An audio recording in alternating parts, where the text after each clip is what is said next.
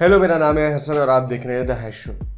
अगर आपको ये सेटअप थोड़ा सा अलग लग रहा है तो हाँ, मैंने अपग्रेड किया है। अपग्रेड क्या किया, मैंने डाउनग्रेड ही किया है और मैंने अपनी लाइफ में बहुत बड़ा एक डिसीजन लिया है। और अगर आपको ये डिफरेंस समझ में आ रहा है तो कमेंट करके बताइए। तो आज हम एक ऐसी किस्से के बारे में बात करने वाले हैं जिसमें एक अच्छी बड़ी चढ़ती कंपनी ने अपनी कच्ची फाड़ ली। जी हाँ, अगर आप समझ गए मैं किस कंपनी के बारे में बात कर रहा हूँ तो कॉन्ग्रेचुलेशंस। जिनको नहीं समझ में आया, मैं बात कर रहा हूँ वन प्लस के बारे में। मैं खुद वन प्लस का 5 सालों से फैन बॉय रहा हूँ और मैंने इन 5 सालों में करीबन 3 वन प्लसेस को यूज़ किया है। इन वन प्लसेस को यूज़ करते हुए मेरा जो एक्सपीरियंस था वो बहुत ही ज़्यादा एक्स्ट्राऑर्डिनरी था और उसका कारण आप सबको पता ही होगा, ऑक्सीजन वॉइस। अब वन प्लस कंपनी स्टार्ट हुई थी फ्लैगशिप किलर के नाम से, जिसका सीधा सीधा मतलब होता है किसी भी कंपनी के फ्लैगशिप का एक ऐसा काउंटर पार्ट जो बहुत ही सस्ते दामों में मिलता है। फॉर एग्जाम्पल, उसी टाइम जब सैमसंग के S4 या S5 जब फोन्स आ रहे थे जो बहुत ही ज़्यादा महंगे थे लेकिन बहुत अच्छे फीचर्स प्रोवाइड कर रहे थे, उन्हीं फीचर्स को वन प्लस बहुत ही कम दामों में प्रोवाइड कर रहा था। इसलिए जो वन प्लस के फ़ोन है वो एकदम से लोगों के दिमाग में आ गए, जो लोगों को वो एकदम से पसंद आने लगी और लोगों ने एकदम से वन प्लस को अपना सा लिया। धीरे धीरे करके वन प्लस 5 सालों के अंदर ही बहुत बड़ी कंपनी बन गई। अब वन प्लस ने ये देखा कि उनकी जो बाकी जो कंपिटिटर्स हैं वो अपने बहुत सारे अलग अलग लाइनअप्स निकाल रहे हैं फ़ोन के, लेकिन वन प्लस क्योंकि छोटी कंपनी थी, उनके पास इतना ज़्यादा रिसोर्स नहीं था, तो उन्होंने एक ही मॉडल निकाला। क्योंकि फर्स्ट हाफ में अगर वो एक फ़ोन निकालते हैं तो सेकंड हाफ में उनके पास कोई फ़ोन बचेगा ही नहीं बाकी कंपनी से कम्पीट करने के लिए। उन्होंने ऐसे ही करके एक टी वर्जन निकाला अपने स्मार्टफोन्स का, जैसे कि 3T हो गया, 5T हो गया।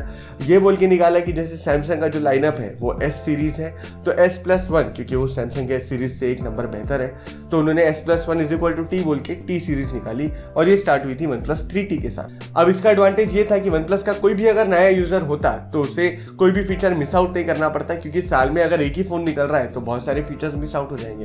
लेकिन इसका डिसएडवांटेज ये था कि अगर कोई फर्स्ट हाफ में ओरिजिनल वर्जन जैसे वन प्लस 3 हो गया वो खरीद रहा है और उसी प्राइस में अगर वन प्लस 3T लॉन्च कर दे रहा है कुछ एक्स्ट्रा फीचर्स के साथ, तो जो वन प्लस 3 के जो यूजर्स हैं उनके साथ एक धोखा हो जाएगा, क्योंकि वो उन नए फीचर्स को मिस आउट कर रहे हैं, हालांकि उन्होंने प्राइस वही पे किया है। अब जैसे मैंने आपको बताया कि वन प्लस ने अपने बहुत सारे लाइनअप्स निकालना शुरू कर दिए, जैसे टी के बाद उन्होंने नॉट सीरीज भी निकाल दी, प्रो सीरीज भी निकाल दी। इस वजह से वन प्लस को तकलीफ जा रही थी अपने स्मार्टफोन्स में अपडेट्स भेजने के लिए। और जो वन प्लस की जो एक प्रथा थी, जो उनका जो एक वादा था कि हम लोग हमारे स्मार्टफोन्स को हमेशा अपडेटेड रखेंगे, उन्हें फीचर रिच रखेंगे, वो उनसे पूरा नहीं हो रहा था, जिस वजह से कालपे ने वो कंपनी छोड़ दी। कालपे को उस कंपनी में ज़्यादा बड़ा फ्यूचर दिख नहीं रहा था। अब कंपनी के 2 फाउंडर्स थे, एक थे कालपे और दूसरे थे पीट लाउ। अब जो कालपे थे वो स्मार्टफोन के जो फीचर्स है, जो सॉफ्टवेयर है, जो उसका जो एक प्राइस रहेगा वो सब कुछ कालपे देखते थे, और जो दूसरा पार्ट है जैसे उसके ब्रांडिंग का, मार्केटिंग का, कंपनी का वगैरह सब कुछ का पीट लाउ देखते थे। जैसे मैंने आपको बताया कि वन प्लस ने बहुत सारे लाइनअप्स निकाले थे, जैसे टी हो गया, नॉट हो गया, प्रो हो गया। इस वजह से उनको अपने स्मार्टफोन्स में अपडेट्स भेजने में तकलीफ जा रही थी। जो स्मार्टफोन की जो प्रथा थी, जो वादा था कि हम लोग हमारे स्मार्टफोन्स को हमेशा अपडेटेड रखेंगे, फीचर रिच रखेंगे, वो उनसे पूरा नहीं हुआ और शायद ये भी एक रीज़न था कि कालपे ने कंपनी छोड़ दी। अब सब कुछ आ गया पीट लाउ के हाथ में, और पीट लाउ जैसे कि पहले ओप्पो के अंदर हार्डवेयर इंजीनियर थे और बाद में आगे जाके उस कंपनी में एक छोटे से डिवीजन की डायरेक्टर भी बने, तो उन्होंने सोचा कि अगर मैं वन प्लस को ओप्पो के साथ मर्ज कर दूं तो वन प्लस में बहुत ज़्यादा कॉस्ट कटिंग की जा सकती है और वन प्लस को हम बहुत ज़्यादा फीचर रिच बना सकते हैं। अब ऐसा नहीं है कि वन प्लस पहली बार ओप्पो के साथ कोई भी कोलैबोरेशन कर रही थी, क्योंकि पहले के जितने भी वन प्लस के फ़ोन्स थे वो सारे फ़ोन के जितने भी फ़ोन्स थे उन सबकी डिज़ाइन लैंग्वेज तो थी वो ओप्पो से ही ली गई थी, किसी न किसी ओप्पो के डिवाइस से ही वो जो डिज़ाइन लैंग्वेज है वो ली गई थी। आप यहाँ पे देख सकते हैं। अब ये तो था वन प्लस का पहले का कोलैबोरेशन जो उतना ज़्यादा सिग्निफिकेंट नहीं था, लेकिन अब वन प्लस ओप्पो से उसका सॉफ्टवेयर ले रही थी। और मैं आपको बता दूं कि ये इतना बड़ा पॉइंट इसलिए है क्योंकि वन प्लस की जो यूएसपी थी वो था उसका ऑक्सीजन ओएस। वन प्लस का जो ऑक्सीजन ओएस है वो अपने आप को दूसरी कंपनी के सॉफ्टवेयर से डिफरेंशिएट करने में बहुत बड़ी हेल्प करता था वन प्लस की। इसी वजह से वन प्लस के फ़ोन्स बहुत ज़्यादा बिकते थे, क्योंकि वो बहुत ज़्यादा स्टॉक एंड्रॉइड टाइप फील देते थे, लेकिन ज़्यादा फीचर्स के साथ बहुत ही कम ब्लोटवेयर हुआ करता था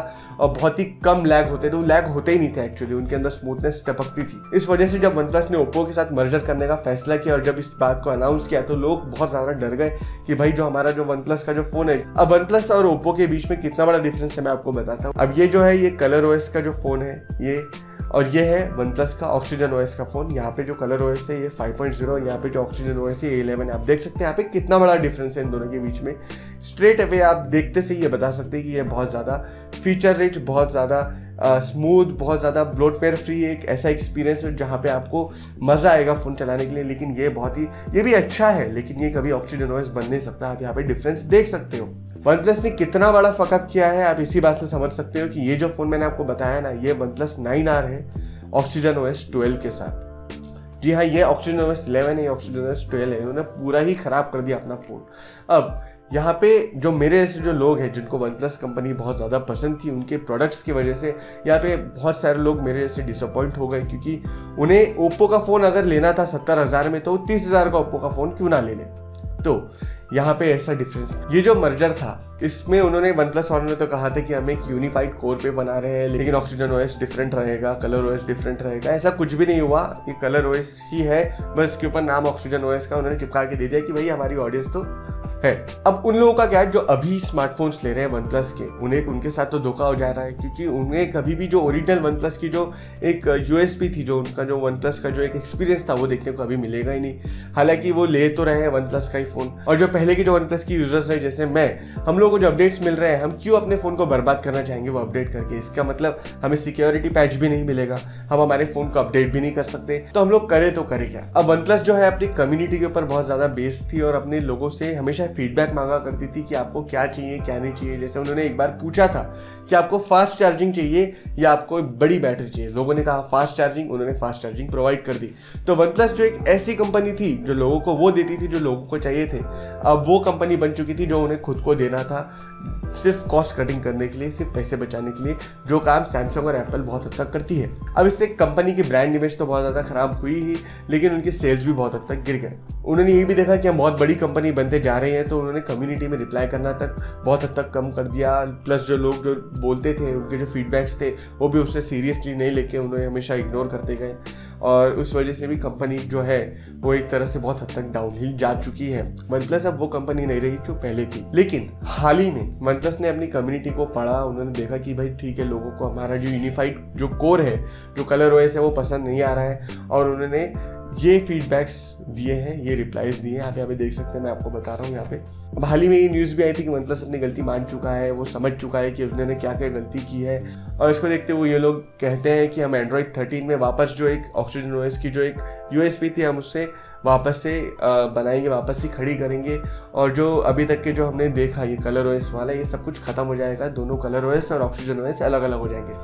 हो सकता है कि OnePlus मटेरियल यू जो गूगल के पिक्सल 6 प्रो है, पिक्सल 6 में जो निकला था वो हमें दे दे, क्या पता। अगर हो गया तो ठीक है, अगर नहीं हुआ, अगर वो एंड्रॉइड 11 जैसा भी हमें अगर यूआई दे दे तो भी हमें स्वीकार है। कंक्लूजन क्या निकलता है? अब कंक्लूजन ये निकलता है कि अगर OnePlus ने ये चीज़ करने में देरी कर दी तो ऑलरेडी कुछ कंपनी सामने आ रही है। जैसे मैंने आपको बताया था कि कालपे जो कंपनी छोड़ चुके हैं, उन्होंने एक नई कंपनी स्टार्ट की है नथिंग ईयर 1 करके, जिसके अंदर उन्होंने अपना पहला ईयरफोन बहुत ही सस्ते प्राइस रेंज में निकाला था जो एयरपॉड्स को टक्कर दे रहा था। उसी तरह उन्होंने अनाउंस किया है कि उनका नथिंग फोन 1 भी आने वाला है अगले साल, और अगर वो पहले आ जाता है OnePlus के नए फ़ोन से तो वो OnePlus के लिए फ्लैगशिप किलर बन जाएगा, जहाँ फ्लैगशिप OnePlus है।